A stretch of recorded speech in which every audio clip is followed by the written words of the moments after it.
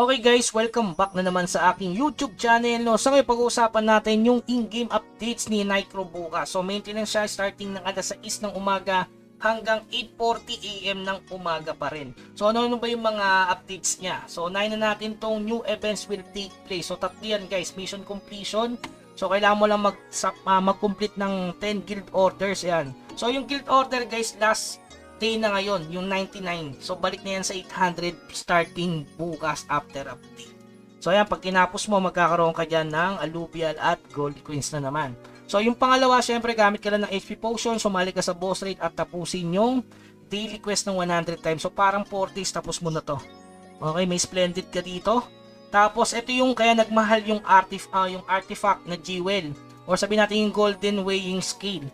Kaya ang papansin nyo, tumaas yung presyo gawa nito. Mati, kapag nakapag plus 4 ka ng dalawang plus 4 na papuntang plus 5, meron ka ng, kahit mabasag yan, Matic, may plus 5 ka, selection pa siya. So, pwedeng fighter, sabihin nandun, knight or wisdom pa yung isa.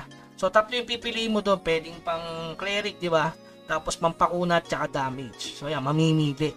Yan, meron na kayong chance, kahit mabasag siya sa papapuntang plus 5. Kadalasan kasi, katulad sa akin may ganyan sana sa rune, no? Yan.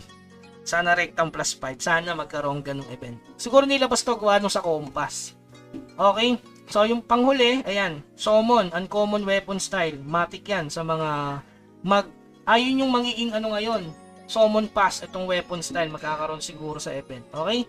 Tapos yung pangalawa, check-in event. So, solid din. Merong libre lang naman to.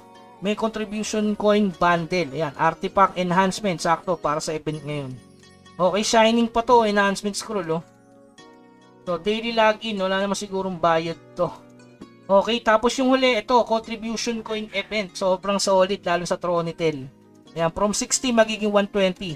Times to yan hanggang July 23rd. So, ibig sabihin, 14 days siya mga boss. Okay? 14 days yung event na yan. So, yung pangalawa, new area. So, manadagdagan yung special dungeon. Magkakaroon siguro ng Masarta 8 or 9. Gawa ng may bagong artifact itong compass. So, maraming tatanong, Kuya Bugs, ano ba yung compass na yan? Base sa core, guys, ito, August 24, nirelease yan. Ang kailangan nyo dyan is 15,000 contribution coins. Twice per month siya. So, kailangan yung 30k. Kasi pwede nyo siyang i-ups. Pag na-plus 3 nyo, matik, meron kayong Elumit's Curse. Ano stats ito? Balita ko, based dun sa source. Siyempre magkakaiba yung Ruby, Jade, tsaka yung Kangox. Yan. So ito, strength depth, dex depth, int depth. Yan.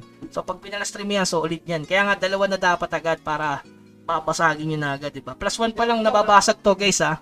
Plus 1 pa lang nababasag to mga boss. Okay. So yung huli, yung union storage added. Yan, pang-apat. So, ano may tatandaan natin guys, malapit nang mag-end yung insignia. So, pag nag-July 10, reset na to guys, ayan o.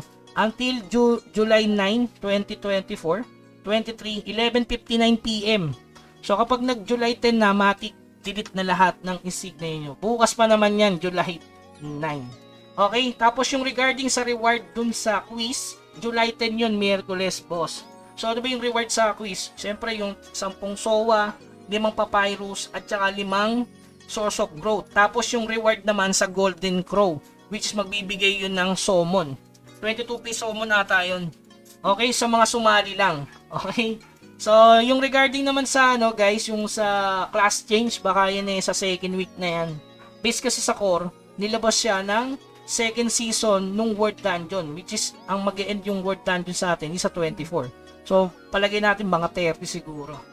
Okay, so yun lamang guys, huwag kalimutan mag-subscribe sa ating channel, i-follow tong ating YouTube channel para hindi kayo nalilate sa mga bali-balita, lalo na dyan regarding sa Golden Wings. Kilala ko maraming pumalto. Hanggang sa muli, paalam.